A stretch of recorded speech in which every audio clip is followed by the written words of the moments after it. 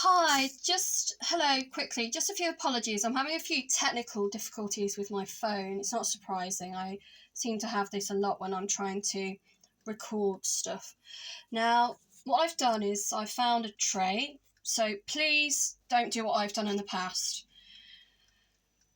Put the batter in a tray and then realise it won't fit in the oven. Okay, I've done that so many times in the past. Big mistake. Right. Other issue that I've also had in the past is I can never get the cake out of the tin afterwards. Even though I try and follow the instructions, it always burns and sticks to the pan. So I have started using, I think it's called greaseproof paper. I should know this, I'm almost 40. But if you do use greaseproof paper, please be aware that the cake, if you've done it right, should rise in the oven as it's baking out. And make sure you try and cut the greaseproof paper as low down as possible. Otherwise, it will catch fire in the oven. Yes, I have had that happen on more than one occasion. And it's because I've put it in the oven and a little bit of the paper has touched something in the oven and it's burned. But luckily, because the oven is a contained and sealed, in theory, sealed unit, my smoke alarm went off, which is why, again, it's very important that you have smoke alarms in your house and carbon monoxide detectors, if you can. I used to live on a boat, and you couldn't even have a boat safety certificate unless you had a smoke and a carbon monoxide detector alarm on your boat. And without a boat license safety certificate, you cannot get a boat license. And without a boat license, you cannot have your boat on the water anywhere in the country, in the world, as far as I'm aware. And you can actually have your boat taken off you by British Waterways as being an unlicensed vehicle. Yet in homes, even in rented properties, how many people can honestly, hand on heart, say they have a smoke detector that works, yet alone a carbon monoxide detector? The other thing we have to have on a boat is fire extinguishers. And we have to make sure that the electrics, because obviously it's on water, if you have what is called I can't remember the name of it, but basically you've got to have a circuit breaker. And again, the amount of houses I know that if somebody does something silly, like puts a plug into a socket with wet hands, yes, I am one of those people, and you hear that boom because the water has touched the electrics. I've been very lucky that the houses that I have rented have got a trip switch. They've got a circuit breaker. So please make sure, if you can get a fire extinguisher, if you can get a fire blanket, carbon monoxide detectors, smoke detectors, make sure you have got these things at your ready. And again, make sure that your circuit breaker works and that all of the plugs and everything are wired up correctly. Again, so many old houses, they're not wired up correctly. You think you're turning off the electrics to the light switch and the light fitting, you're on a ladder, and there you are trying to put a new bulb in, bang, because it's not been written down correctly in the fuse box. So instead of turning off the light switch, it's turned off the cooker, or it's turned off the outside light. And yes, I had that happen to me in a new build. It was my first property that I ever rented on my own. That would have been over 10 years ago now.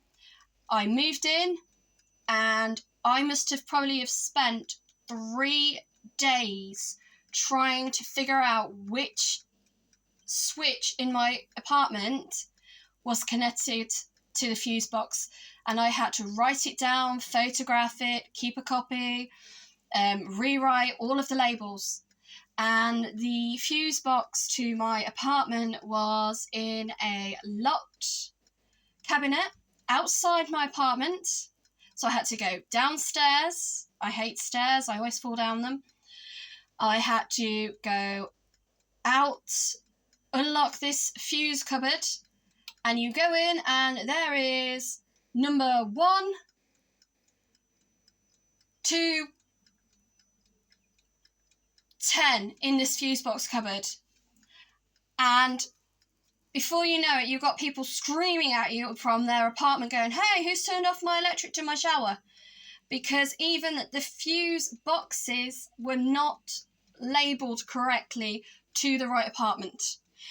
I was probably in that apartment for 4 years until I was wrongly evicted. Well, I actually opted to leave, so I was deliberately making myself homeless. And within 3 weeks of moving in, the amount of rubbish that every single person in that apartment building had to deal with was unbelievable. We had to have the sewers redone because the drains all collapsed. All of the boilers hadn't been safety checked. At the time, it wouldn't have been gas safe. It would have been corgi. None of the boilers were even accessible to be safety checked. So people had to have walls taken down in their apartments. They had to have piping relayed. And this was all within the space of 4 years of a new build being done. We didn't have smoke alarms that worked. The fire doors broke within 3 days because of antisocial behaviour. Reported it and they basically said, oh, we don't care. So I literally lived in an apartment building where the fire doors didn't even close. So it just frustrates me that when I lived on a boat, there's so many terms and conditions you had to follow, yet you could move into a house tomorrow and there's no one there behind you going, whoa, hang on a minute. Where's your safety certificate?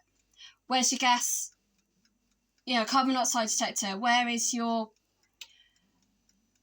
fire extinguisher, etc.? And so even in new builds, please be aware that you will have certain protection depending on the terms and conditions in which you obtained this new build, but make sure you know which fuse in the fuse box and what it's connected to. Because believe me, the last thing you want to be doing is standing out in the pouring rain trying to click about 10 to 20 switches to try and figure out which one is yours, just so that you can put your lights on when you get home at night with a torch. It's not fun. So I am going to now shut up and I'm going to put this cake in this little mini oven that I've got. It's a counter oven. I brought it was secondhand, so inside it doesn't look that great. Now, I'm hoping the oven's not too hot, because that's another issue that I find is they say preheat the oven and then you find it's too hot and then part of the cake will cook. And what you don't want is for the cake to cook at different... You want it to cook... I can't think of the word. You want it to cook evenly. I think that's the word I'm looking for. So they recommend that you put it on the middle shelf. So hopefully this is the middle shelf. It's a very small oven. The reason I got a desktop counter oven was, again, so that hopefully my children can't touch it. So health and safety.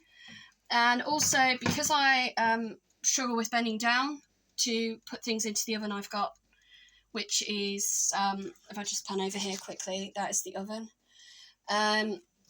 I was just getting to the point where, even the DWP didn't believe me that I couldn't use my oven because it was too low for me, whereas the countertop one, it is a lot more accessible. It's at waist height, so you haven't got to kind of bend down to bend back up again.